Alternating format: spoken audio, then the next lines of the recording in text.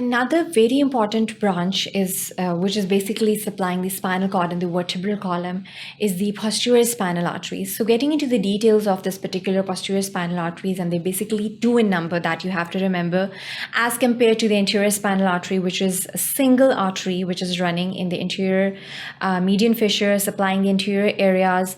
And over here, the posterior spinal artery is basically covering the posterior areas of the spinal cord as well as the vertebral column.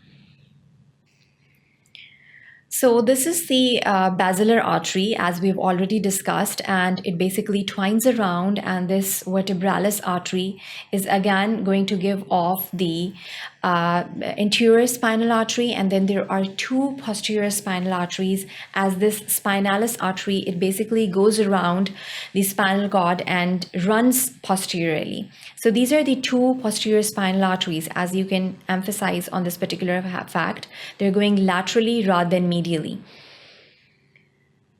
Now, the different anterior spinal artery, the different arteria spinalis posterior, which is basically running laterally in the spinal cord posteriorly, we have the different branches to these particular posterior arteries. Particularly, we have the segmental arteries, which are again going to enter through the intervertebral foramina, and they're going to supply the spinal cord as well as they're going to supply the vertebral column.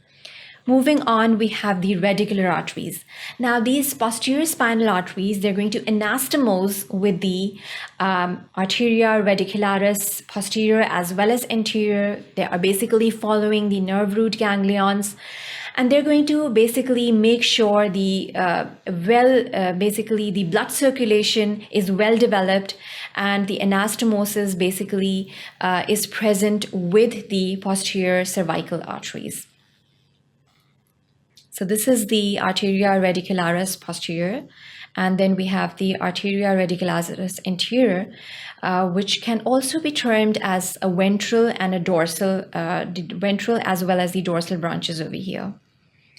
So this is a cross section, which is again emphasizing the different portions. First of all, we have the spinalis posterior. Then we have the radicular arteries in the dorsal portions, in the dorsal horns, following the dorsal root ganglion. And then we have the anterior spinalis segmentalis that is present over here. And this is the arteria radicularis anterior, which is present much more ventrally. And this, in comparison, is the spinalis anterior. So we have a single spinalis anterior as compared to the two posterior, one on this side and one on this side. And this is basically the posterior spinalis artery supplying the posterior portions of the vertebral column as well as the spinal cord.